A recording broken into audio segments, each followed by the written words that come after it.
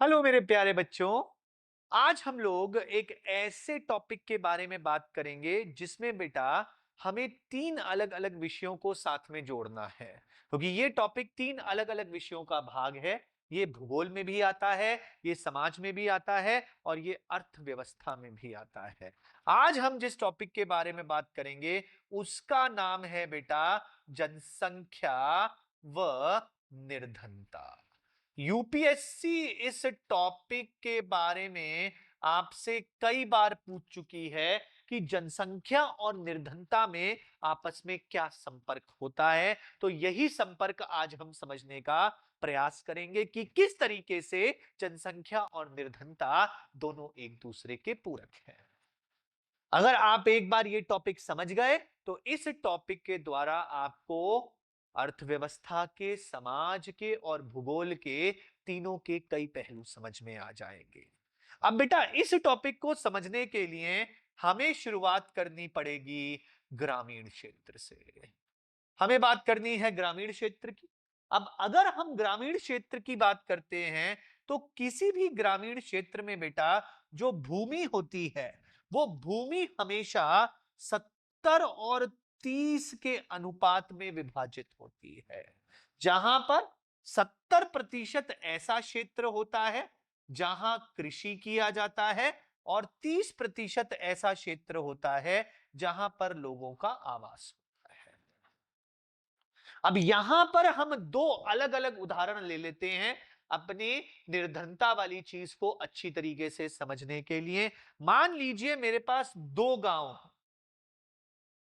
दोनों गांव में वही 70-30 का अनुपात है।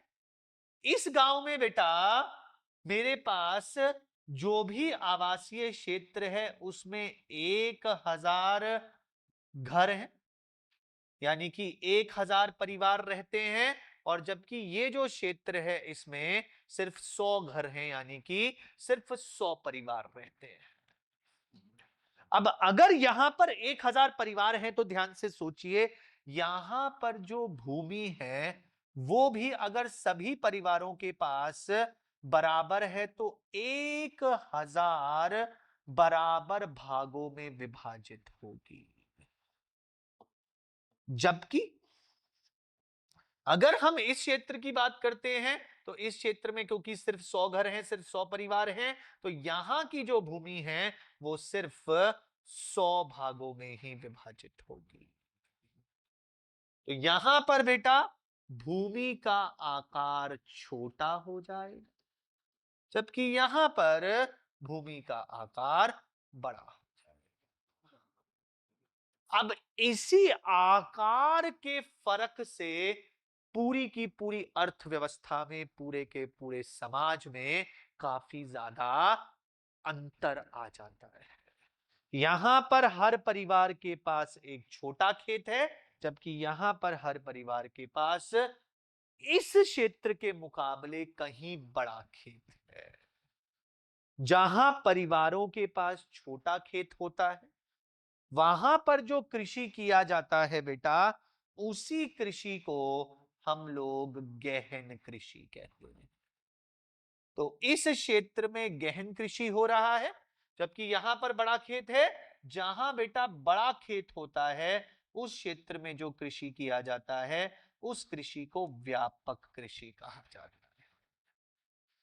तो ऐसा समझिए जहां पर ग्रामीण आबादी अधिक है, यहां पर बेटा 1000 परिवार है ना, यानी कि ग्रामीण आबादी अधिक है, यहां पर गहन कृषि होता है। और जहां पर ग्रामीण आबादी कम है वहां पर व्यापक कृषि होता है।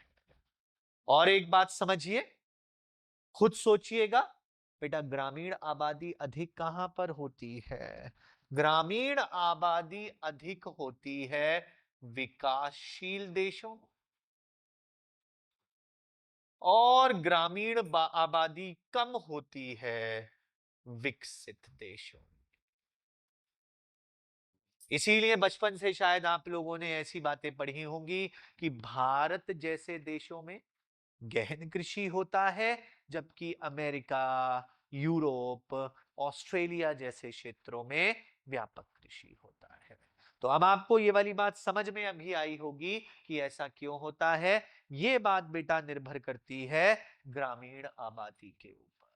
जितनी अधिक ग्रामीण आबादी उतने छोटे खेत, और जितने छोटे खेत उतना अधिक उस क्षेत्र में गहन कृषि किया जाए। अब बेटा अगर यहां पर छोटे खेत हैं तो ध्यान से सोचना, छोटे खेतों में उत्पादन कम होगा।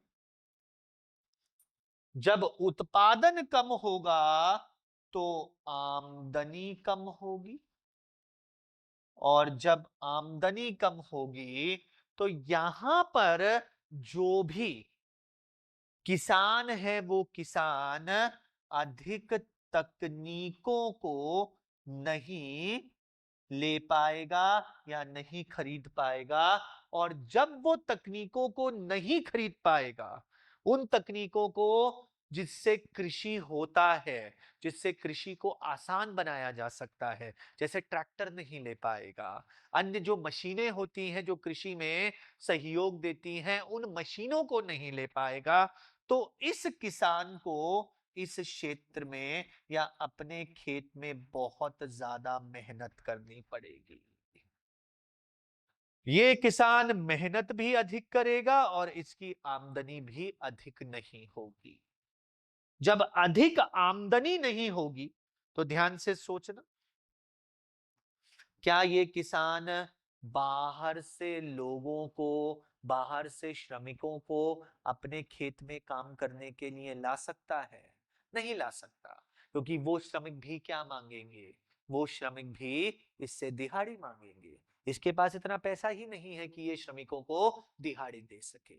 और जब ये श्रमिकों को दिहाड़ी नहीं दे पाएगा और इसे खेत में और लोगों की आवश्यकता होगी, तो इसी आवश्यकता को पूरा करने के लिए ये जो किसान है ये अधिक बच्चे पैदा करेगा, क्योंकि बच्चे भी इसके साथ क्या करेंगे, खेत में खेती करेंगे, और इसे खेत में हाथ बांटने के लिए लोग मिल जाएंगे, जिससे ये अपने उत्पादन को बढ़ाने का प्रयत्न करेगा। यानी कि ये किसान जो है वो नई तकनीकें तो खरीद नहीं पा रहा है, तो खेत में उत्पादन बढ़ाने के लिए इसके पास सिर्फ एक ही तरीका है, और वो तरीका है मेहनत। मेहनत के लिए इसे श्रमिक चाहिए, लेकिन श्रमिकों को ये बाहर से ला नहीं सकता है क्योंकि उतना पैसा इसके पास है नहीं। तो ये क्या करेगा, ये अपने खुद के बच्चों को खेत में लगा देगा, जिससे खेत में अधिक मेहनत होगी, और जब खेत में अधिक मेहनत होगी तो उत्पादन बढ़ने की संभावना बढ़ जाएगी। तो उत्पादन बढ़ाने के लिए इसे क्या करना पड़ेगा, अधिक बच्चे पैदा करने पड़ेंगे। लेकिन अब एक बात सोचिए, जब ये किसान या जब इस किसान की मृत्यु हो जाए तो इसके जो बच्चे हैं उन बच्चों के बीच में खेत का बंटवारा हो जाए। पहले से ही खेत छोटा है, अब बच्चों में भी खेत का बंटवारा हो गया तो ये खेत और भी छोटा हो जाएगा। जब ये खेत और भी छोटा हो जाएगा तो बच्चे इस खेत से अपने परिवार का भरण पोषण नहीं कर पाएंगे। जब बच्चे इस खेत से अपने परिवार का भरण पोषण नहीं कर पाएंगे तो उनके पास और कोई उपाय नहीं होगा, वो इस खेत को बेचकर कहां चले जाएंगे, शहर चले जाएंगे। खेत को बेच देंगे और खेत को बेचने के बाद ये कहां चले जाएंगे, बेहतर अवसरों की तलाश में शहर चले जाएंगे। लेकिन बेटा इनके पास कोई शिक्षा तो है नहीं, कोई हुनर तो है नहीं, तो शहर में भी इन्हें कोई बहुत अधिक आमदनी वाला कार्य तो मिलेगा नहीं। तो शहर में भी इन्हें क्या बन के रहना पड़ेगा, श्रमिक बन के रहना पड़ेगा, मजदूर बन के रहना पड़ेगा, और शहरों में भी इनकी आमदनी कम ही रहेगी। अब एक बात सोचिएगा, जब शहरों में भी इनकी आमदनी कमी रहेगी, तो शहरों में रहते हुए भी ये अपने बच्चों को अच्छी शिक्षा नहीं दे पाएंगे, किसी प्रकार का हुनर नहीं सिखा पाएंगे, तो इनके बच्चे भी कोई बहुत अधिक आमदनी वाला कार्य नहीं कर पाएंगे। और इस तरीके से पीढ़ी दर पीढ़ी इनकी जो पीढ़ियां हैं वो गरीब ही रहेंगी। ये गरीबी के एक ऐसे चक्र में फंस जाएंगे जिसमें से बहुत अधिक चाहते हुए भी ये बाहर नहीं निकल पाएंगे। और ऐसा सब सिर्फ किसके कारण हुआ था? इस छोटे खेत के कारण हुआ था। अगर ये खेत छोटा ना होके बड़ा होता तो उत्पादन अधिक होता, मुनाफा अधिक होता, इन्हें अपने खेत को बेचकर नहीं जाना पड़ता, और ये शायद उतने निर्धन नहीं होते, इनकी पीढ़ियां उतनी निर्धन नहीं होती जितनी यहां पर हो जाएंगी। तो ध्यान से सोचिएगा, भारत जैसे क्षेत्र में जहां ग्रामीण आबादी अधिक है, किसानों के पास छोटे छोटे खेत हैं, किसान उस पे हर समय मेहनत करता है, लेकिन मेहनत करने के बाद भी वो उस खेत से होने वाले उत्पादन को बहुत ज्यादा नहीं बढ़ा पाता है। वो अपने परिवार का भरण पोषण कर ले उतना ही उसके लिए बहुत है। उसे अपने साथ खेत में हाथ पटाने के लिए और लोगों की आवश्यकता होती है। लेकिन दिक्कत क्या हो जाती है, बाहर के लोगों को वो बुला नहीं सकता, उनको वो उनकी मजदूरी नहीं दे सकता है, तो वो हाथ बटाने के लिए अपने ही यहां अधिक बच्चे पैदा कर लेता है। बच्चे पैदा होके उसका हाथ तो बटाते हैं, जिससे खेत का उत्पादन तो कुछ हद तक बढ़ जाता है। लेकिन जब किसान की मृत्यु हो जाती है, तो किसान की मृत्यु होने के बाद जब बच्चों में खेत का बंटवारा होता है, तब हरेक के हिस्से में बहुत ही छोटा खेत आता है, और इस छोटे खेत के आने के कारण वो अपने परिवार का भरण पोषण नहीं कर पाते हैं।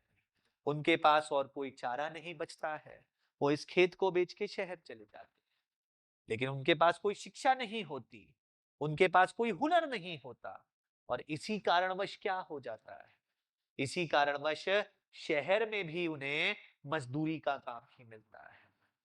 फिर से धन का अभाव तो होता ही है। इसी धन के अभाव के चलते वो अपने बच्चों को शिक्षा नहीं दे पाते हैं, और उनकी आगे आने वाली पीढ़ियां भी गरीबी के एक चक्र में फंस जाती हैं, जिससे वो ना चाहते हुए भी जिससे वो चाहते हुए भी नहीं निकल पाते।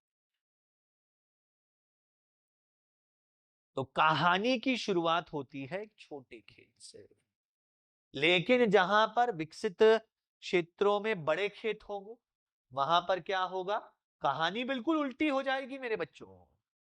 यहां पर बड़े खेतों के कारण अधिक उत्पादन होगा, अधिक उत्पादन के कारण यहां पर अधिक आय होगी किसान की। जब किसान की अधिक आय होगी, तो किसान बहुत सारी नई नई तकनीकों को खरीद पाएगा। अब सोचना, किसान ने नई तकनीकों को खरीद लिया है, तो क्या किसान को इस खेत में अधिक मेहनत करने की आवश्यकता है? नहीं। उसे यहां पर मेहनत भी नहीं करनी पड़ेगी, उसकी आमदनी भी अच्छी खासी होगी। यानी कि किसान के पास पैसा भी होगा, किसान के पास समय भी होगा। यहां पर किसान के पास दोनों नहीं थे, ना पैसा था ना समय था। अब जब इंसान के पास पैसा भी होता है और समय भी होता है, तब वो क्या करने का प्रयास करता है? अपने व्यवसाय का विस्तार करने का प्रयास करता है, अपने व्यवसाय को बढ़ाने का प्रयास करता है। तो जब यहां पर किसान के पास पैसा और समय दोनों होगा, तो वो अपने व्यवसाय का विस्तार करेगा। वो खेती के साथ साथ यहां पर पशुपालन भी शुरू करेगा। वो जब पशुपालन शुरू करेगा, तो वो दूध का उत्पादन करेगा, मीट का उत्पादन करेगा, और अपने उत्पादनों को बढ़ाता जाएगा। लेकिन ये जो दूध और मीट है, इनके उत्पादन में बेटा एक दिक्कत होती है, ये बहुत जल्दी खराब हो जाते हैं।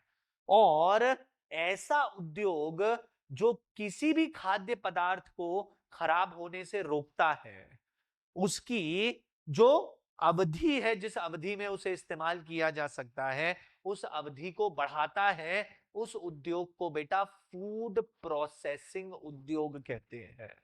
तो अब वो यहां पर दूध और मीट का उत्पादन कर रहा है, उसे उस दूध और मीट को खराब होने से रोकना है। तो उसे रोकने के लिए वो क्या करेगा, वो खुद ही, क्योंकि उसके पास पैसा और समय दोनों है, अपना फूड प्रोसेसिंग उद्योग लगा लेगा।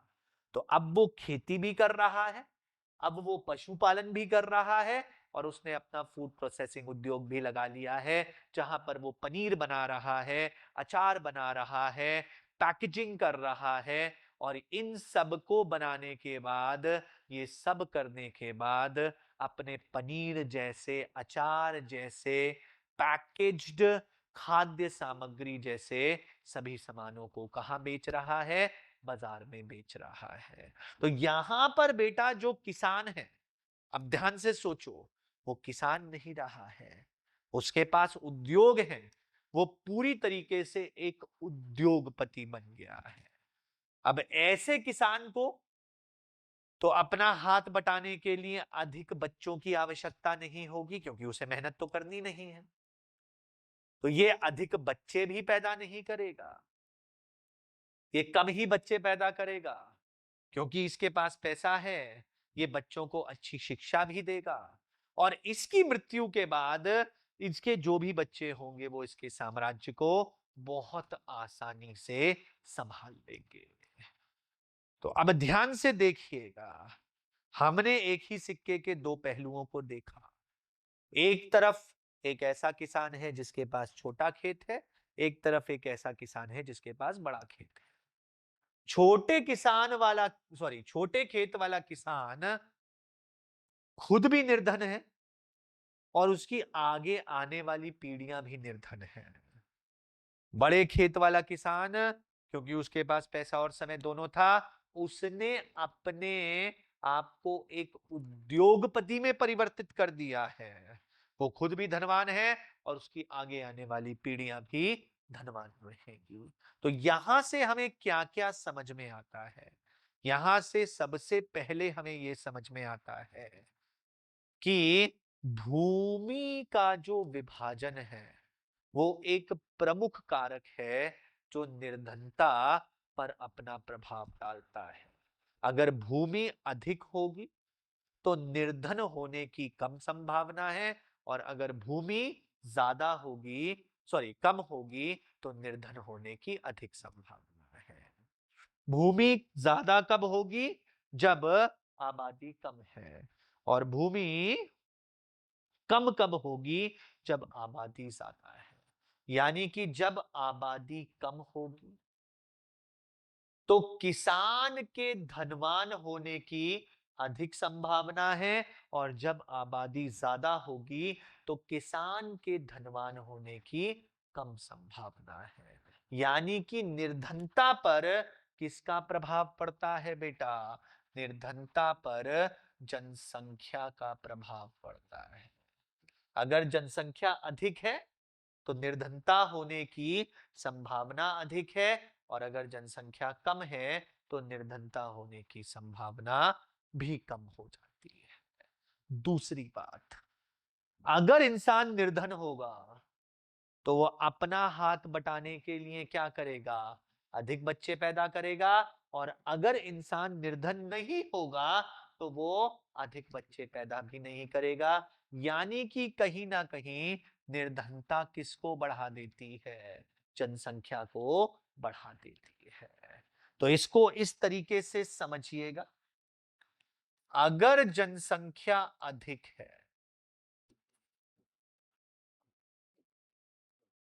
तो अधिक जनसंख्या में बेटा कैसा कृषि होगा, गहन कृषि होगा। और अगर गहन कृषि होगा तो जो किसान है वो किसान कैसा होगा, निर्धन होगा। यानी कि जनसंख्या के कारण ही क्या आती है, निर्धनता आती है। इसके बिल्कुल उल्टा, अगर जनसंख्या कम होगी तो बेटा कैसा कृषि होगा? व्यापक कृषि होगा। और अगर व्यापक कृषि होगा तो किसान कैसा होगा? धनवान होगा।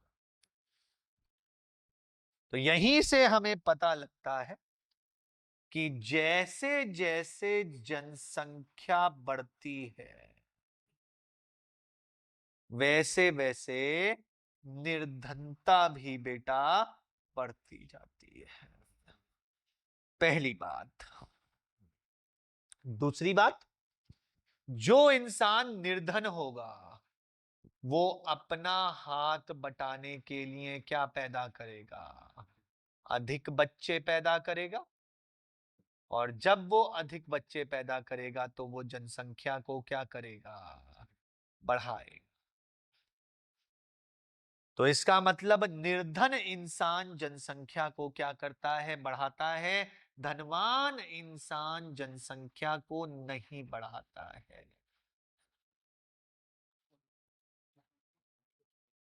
और इसी कारणवश क्या हो जाता है?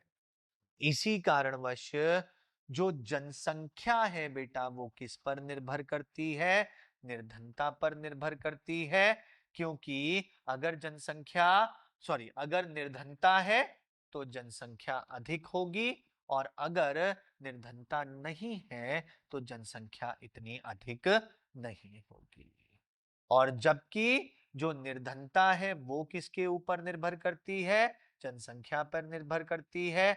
अगर जनसंख्या अधिक है तो निर्धनता होने की अधिक संभावना है, और अगर जनसंख्या अधिक नहीं है तो निर्धनता होने की इतनी अधिक संभावना भी नहीं है। तो इस तरीके से पता लगता है जनसंख्या निर्धनता पे प्रभाव डालती है और निर्धनता जनसंख्या पे प्रभाव डालती है। ये दोनों बेटा एक दूसरे के पूरक होते हैं। ये प्रश्न यूपीएससी ने आपसे डायरेक्टली और इनडायरेक्टली कई बार पूछा है। अब अगर निर्धनता होगी या धनवानता होगी तो इसका प्रभाव अर्थव्यवस्था पे पड़ेगा और इसका प्रभाव समाज पे भी पड़ेगा।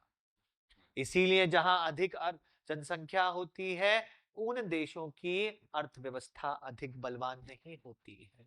उन देशों का समाज अधिक आधुनिक नहीं होता है।